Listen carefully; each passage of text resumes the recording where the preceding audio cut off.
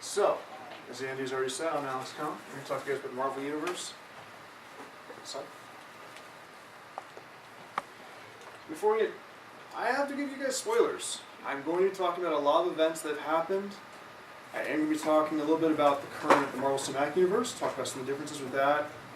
And because of everything I've read, I have some guesses already, some speculations what will be the next movie. So if you want to keep any of that information, if you want to withhold any of that information from you, you should get out now. Next up.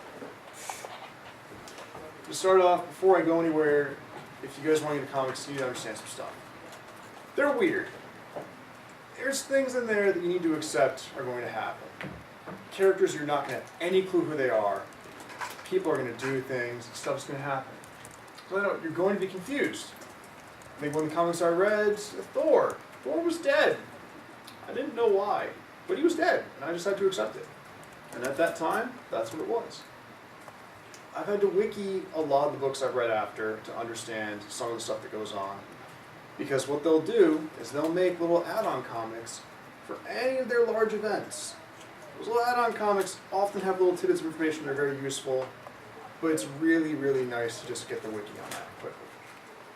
And pick what you like. I started off with Batman, and I know this is about Marvel, but I slowly branched into that, and now I have, if not nearly as many Marvel comics as I do Batman, and when I look at my own collection, I only have Batman comics. I don't own any of the other DC comics. I don't care for that as much. But I have loads of the Marvel stuff. Let's talk about the Avengers. Compared to the movie, which debuted with Hawkeye, Thor, the Hulk, Captain America, Iron Man, and Black Widow, the original team was not bad at all. Of course, you have Iron Man, Tony Stark, Ant-Man, Dr. Henry Pym, his wife, or future wife, Janet Van Dyne, who was the Wasp, Thor, Hulk, and then Captain America appears in the 4th issue. So he's considered one of the founding members in that regard, even though he does not initially start on this team. So I'm going to talk to you guys about each of these people. We'll see how they got their starts. And you're going to find some stuff that you probably didn't quite know about them, based off the movies. In some cases, I know people are very, very familiar with Iron Man. So, some differences at first. This is his first costume. It does actually look really close to what you do see in the movies. But, some differences between that, and I'm going to talk quite a bit about that. He actually hides his identity. He doesn't just go, I'm Iron Man. He doesn't do that. He rolls with this that Iron Man is a bodyguard for Stark Industries. And that he uses that as a liaison to act between the military and the superhero community, promote good health and whatnot. And through there, he fights all the bad guys and villains that he sees. But he keeps the Iron Man identity a secret from everyone. And I mean everyone. Even people like Colonel Rhodes, who is War Machine from the films, if you remember, or he's played by Don Cheadle in the 2nd movie. And people like Pepper Potts, or any of the other cohorts you might see. Even the Avengers. Even Captain America knows. Despite the fact that Tony Stark is the primary benefactor who funds the Avengers Mansion, which they have. He's also an alcoholic.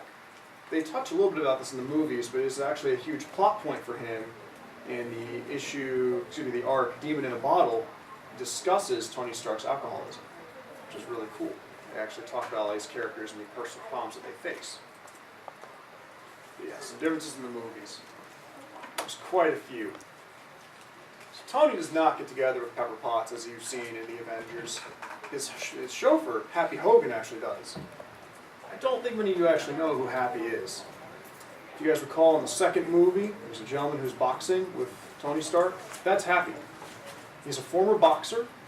He was found by Tony down on his luck. Tony gives him a job and helps him out. Pepper and Happy actually get married. Not the other way around. Tony actually escapes the Viet Cong when he starts off, not terrorists. And this is, of course, the beginning when the movie came out. Stan Lee wanted to explore Cold War themes and arms dealing and whatnot. So Tony is actually in there. A punji trap gets him on top of a grenade.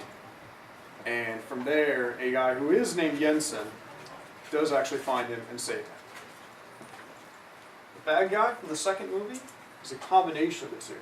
Whiplash, he does use the whips and whatnot, and then the Crimson Dynamo, he is Russia's Iron Man. He's obviously not as good, since Iron Man always wins. This thing is a bit of a thing for the new movie coming out. I don't know how many of you guys are keeping up with the Mandarin. Mandarin is Chinese. Surprise, surprise. He's not Chinese in the next movie. Justin Hammer, one of the primary antagonists for the second movie, is actually a very old man whose daughters do more damage in future arcs. He's not the young, hip, up-and-coming guy that you see. This one's interesting. The Iron Patriot.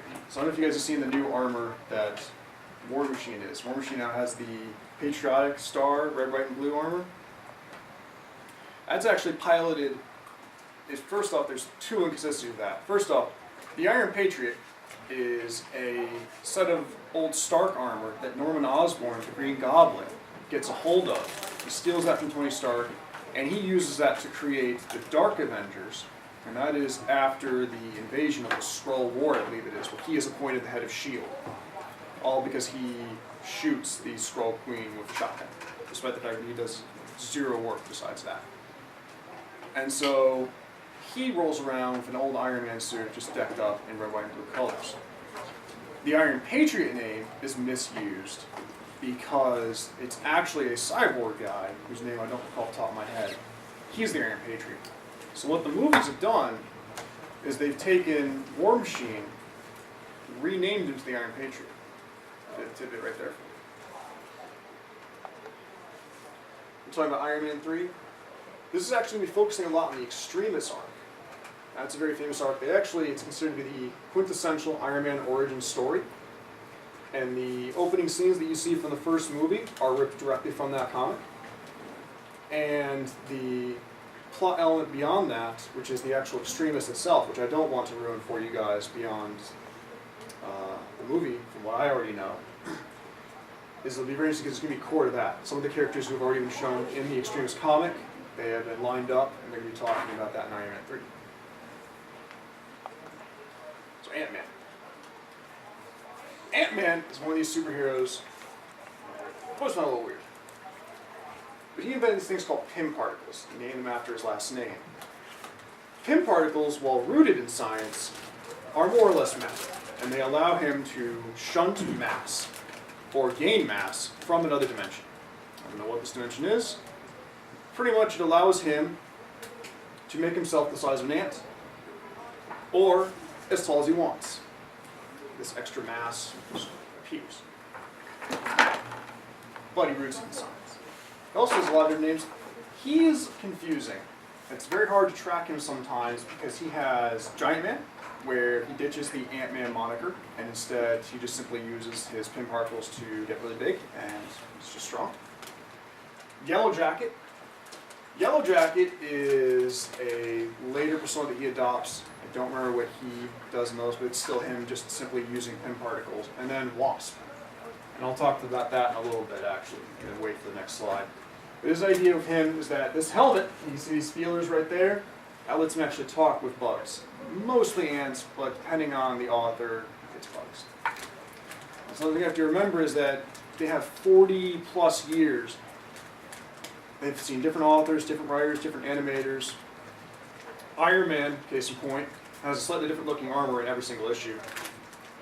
So his powers have also varied slightly for everyone, for that matter. But he's a famous example that I like to use.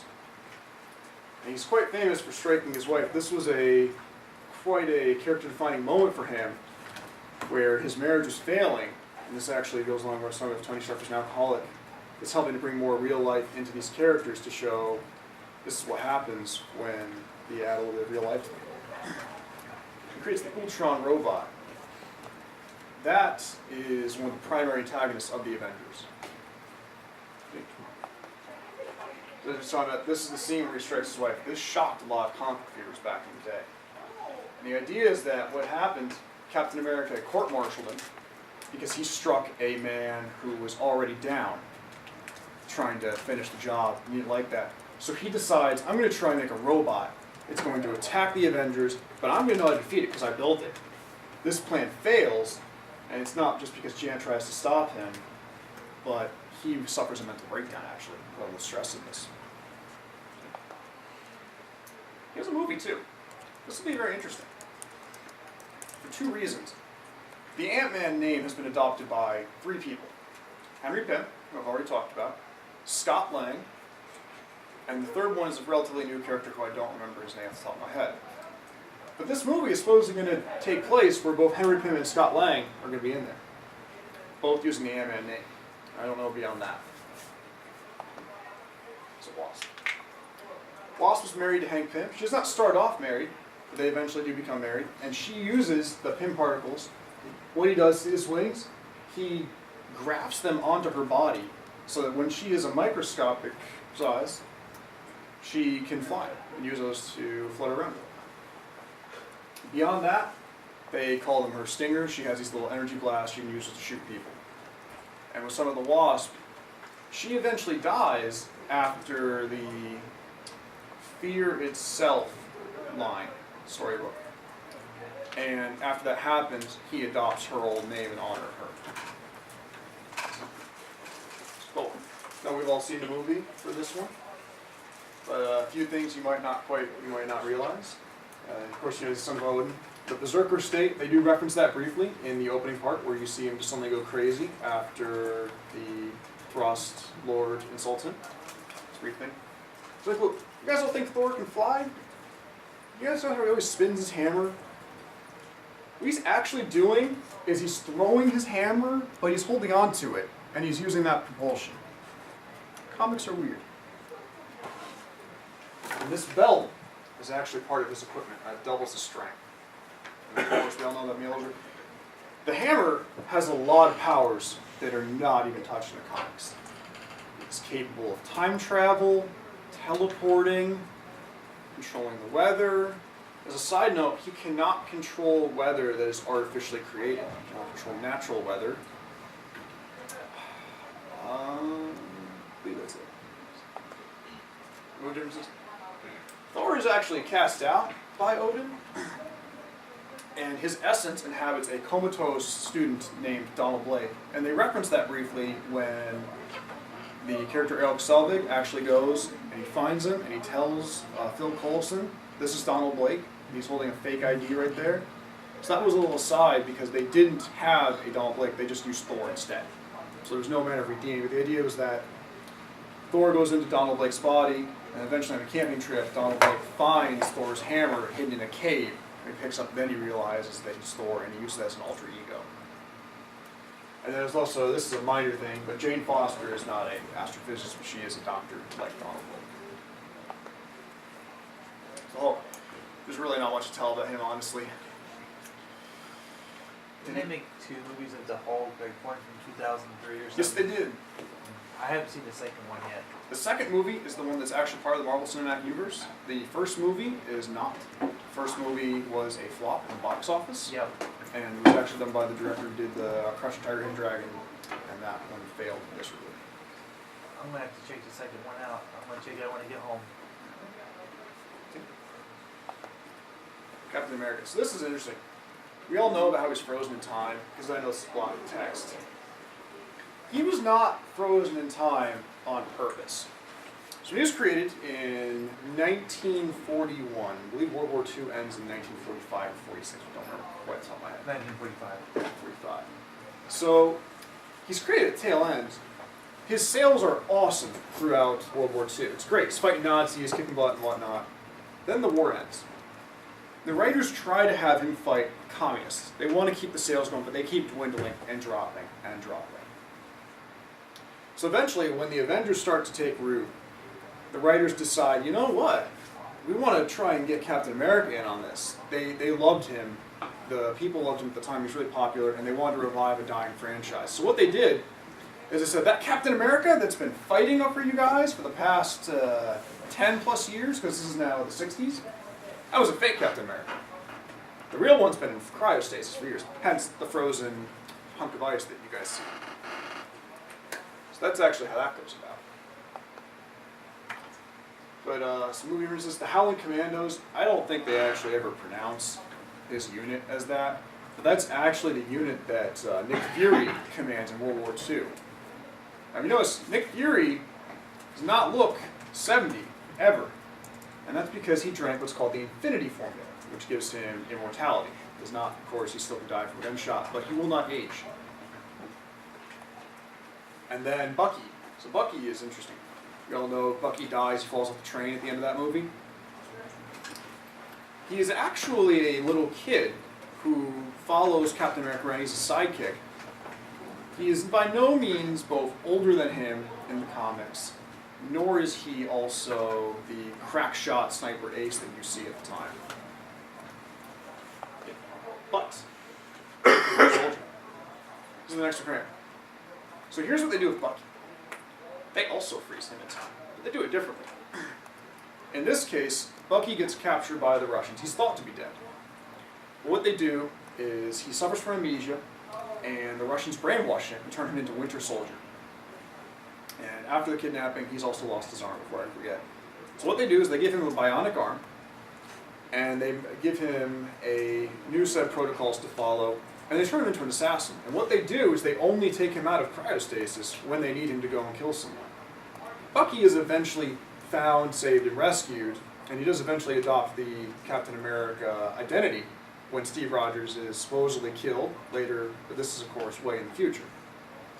But here's going to see what they do, because this is going to be about Winter Soldier, which is the nickname that the Russians give Bucky when he is working for them. But it gets more. This is the Falcon. Falcon is well known for being Captain America's cohort and helping him out with all sorts of stuff. And he's noted for being one of the first African-American superheroes. I believe the first was Luke Cage. But Marvel really took that in a much stronger direction than DC did. But his powers, this is Red Wing, and this is Samuel Wilson.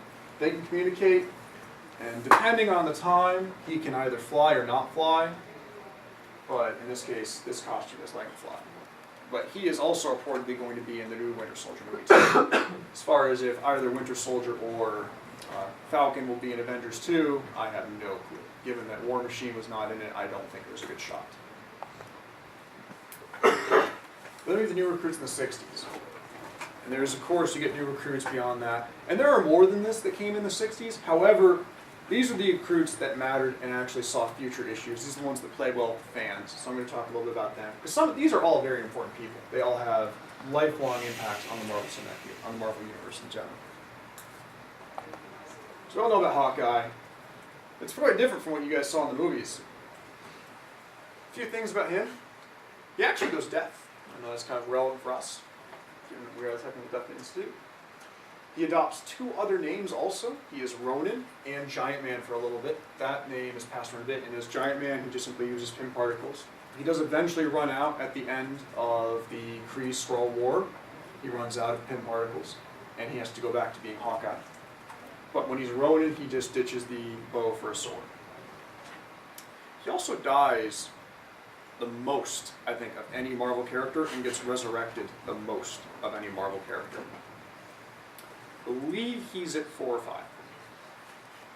You Black Panther? Black Panther is more or less Marvel's Batman. His name is T'Challa. I'm definitely not saying that right. But his superpowers boil down to he has got some magic thanks to the Panther tribe that he belongs to from the fictional nation of Wakanda. Wakanda is the leading technological nation in the Marvel Universe. They are considered to be the most powerful. Thanks to that, he has limitless resources in him, kind of like Batman proved with Gotham City and with Bruce Wayne Enterprises. Excuse me. Beyond that, he also marries Storm. You guys know from the X-Men Storm, controls the weather, they do get married. And this is the Vision. Vision was an android created by Ultron to try and infiltrate the Avengers. The Avengers managed to convince the android that's wrong, and he turns over to their side. And the android's abilities give him the ability to control his density, and he's often described like a vision because he'll just simply make himself turn intangible, effectively. And he uses that to make himself so light that he can fly, or so dense that he can go in on one-to-one combat with people like Tony Stark. And these two I want to talk about formatting get destroyed. This is actually, that's not Quicksilver Witch. That's actually Quicksilver. This is Scarlet Witch. These two are actually Magneto's kids. This is Pietro Maximoff and Wanda Maximoff. They're actually really important in the Marvel Universe, and I'm very surprised that they haven't seen any screen time at all.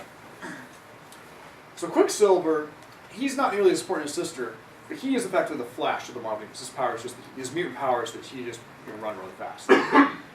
Scarlet Witch's power, however, her mutant power is magic. And unfortunately, sometimes the creators get a little lazy, and this mutant's power is magic. She's not the only one.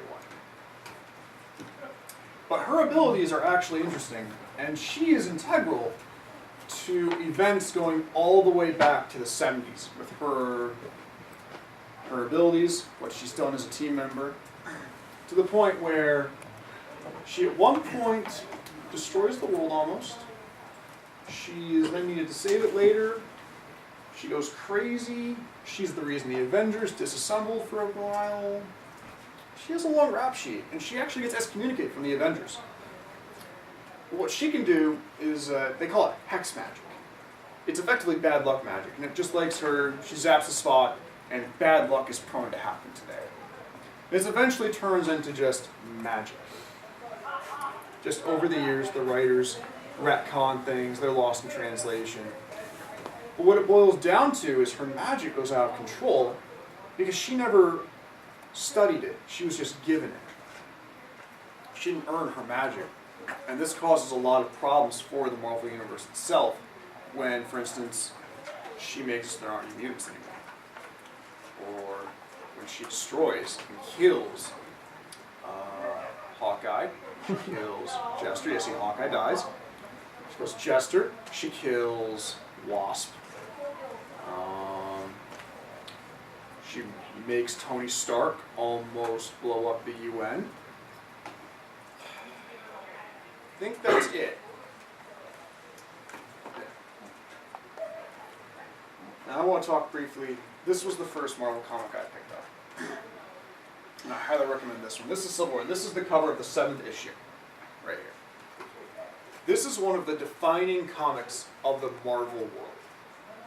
And this talks about how a superhero community is always policing itself. And that's what we seem to be used to in all of our worlds. You don't ever see the police, oh my god, Superman, you just destroyed all the Star of Batman or whatever. In this case, we need to look at how Tony Stark and Captain America have two very different views right now. And this boils down to how they control themselves. You have one side being pro-superhero registration. This is not just, for those of you who might know, the Mutant Registration Acts that are a common theme in X-Men. No. This is about superhero registration. Anyone who has a special ability will be registered. They become a government employee, and this would break the mold that a traditional viewer is used to when reading a comic book. There's no more masks, everyone now gets a paycheck, but it's not the way it was, and you have a growing dissenting faction behind Captain America right there. And this all comes about because 3 up-and-starting mutants/superheroes decide that, hey, let's get a TV show. We'll get this crew to follow us around. It'll be reality TV. We'll go. We'll stow petty crimes. And that's what they do. And they get meager ratings. But then they decide, we're going to go after something that'll really get us some real attention. They go after this villain named Nitro. Nitro is a former Captain America villain. You remember that Captain America was frozen. Nitro is not. So when they go to find Nitro, he is old, he is frail, and he's bitter. And Nitro has also been off the grid for 20 years. At least he has not done anything illegal. He has been trying to live a life of peace. And these people just decide, we're just going to beat him up, because in the past, that's what he was. It backfires. Quite obviously, Nitro's ability is explosions. Nitro blows up an entire neighborhood where he was trying to lay low. As such, 600 innocent lives die. And this prompts a huge reaction from the populace as to how the superhero community polices themselves, because they have always relied on them to control each other. And in this case, here were 3 people who had superpowers, who cannot be dealt with through normal means, clearly went, start a confrontation, and due to their carelessness and recklessness, they now have 600 people who are dead. And this starts the Civil War, where you have the registration side, being Tony Stark.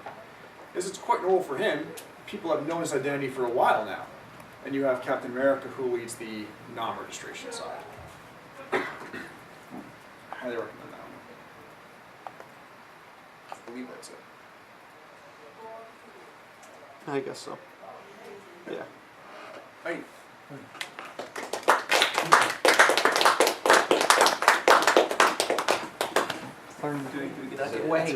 Yes, you guys get to ask questions. Oh, yes. What's the, I don't mean to sound ignorant, but what's the second movie about the Hulk? There is the second movie of the Hulk was a reboot of the first, and that they tried to do an origin story and also talk a little bit about. So they talk about the Abomination. They try to talk about General Ross, Betty Ross, of course, and they make alludes to the Super Soldier program that made Captain America. So beyond that, they just talk about that, and there's a big fight at the end. Yes. So, I guess 2 parts. Yeah. What's your opinion on Deadpool, since he's weird? And with the new movie, with him coming out, do you see him being pulled into the Avengers as well, since he did have a cameo with them? So Deadpool, are you referring to the Wolverine Origins movie? Yeah. That's actually because of the new X-Men First Class movie.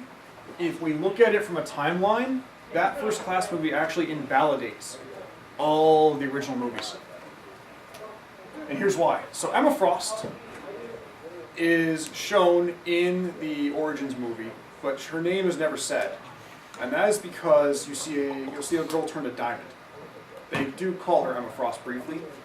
So Emma Frost is the White Queen of the Hellfire Club from the First Class movie. And in that, you see her be able to turn to diamond, and she has psychic powers.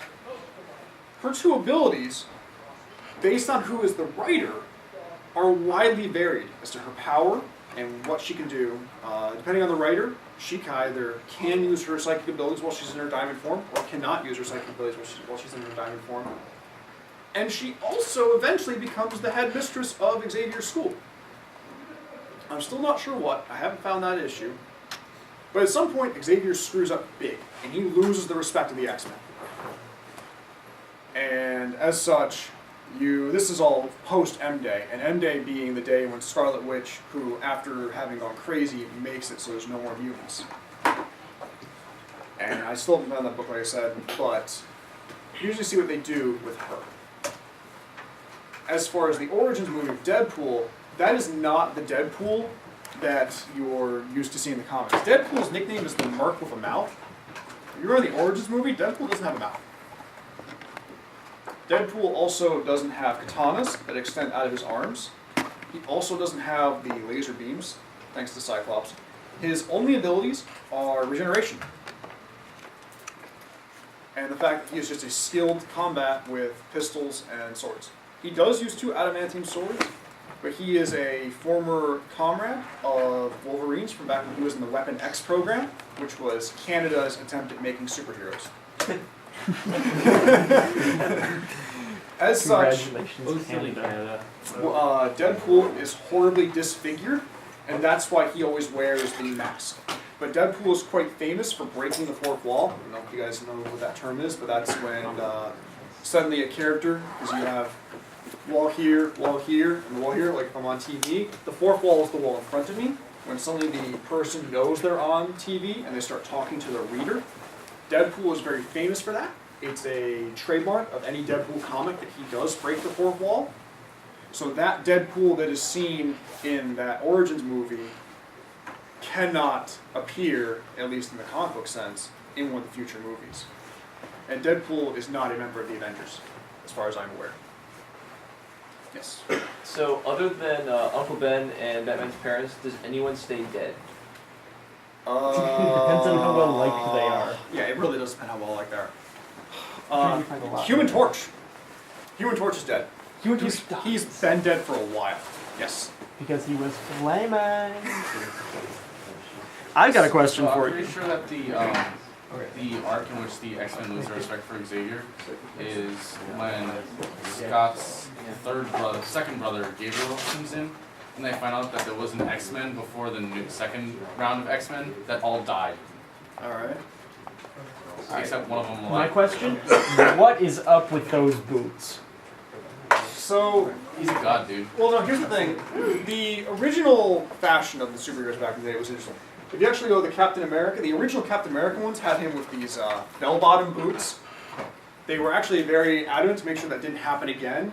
But as far as Thor, I don't have that picture. I have one of the newer ones where he got the chainmail vest. But Thor back in the day has always been interesting. And it's even when you look at it now, he has the silliest appearance. And it's hard to take someone like him seriously. Because, like, this. He's got like funnels on his legs. Yes. And is there something like in the cape propping that up, or does he have just like his shoulders up that high? No, he does not have doing his that? shoulders up that high. It is merely the writer, or the artist, excuse me, just drew it that way. Okay, so in that picture, is it supposed to be like a billowing cape, or is it just bad art? It's probably bad art, but it was a picture that fit the size that I needed. Because that's been bothering me the entire presentation. Why does he have funnels on his legs? There are multiple issues. The new X-Men First Class movie invalidates all of the old X-Men movies if we want to look at it from this is the new president. And it'll be interesting to see with the new X-Men movie, they're actually going to be doing the Days of Future Past arc. And that is widely considered to be the best X-Men comic ever made. Alright. Yes. Will the second Avengers movie go into this Civil War stuff? No. The second Avengers movie is actually going to talk about Thanos. Or Thanos. My brother insists that he's Thanos, and I think it's Thanos, and everyone else I know is Thanos also. So Thanos is a Titan from the planet Titan, as in one of the moons that orbits Saturn. So he is the avatar of death.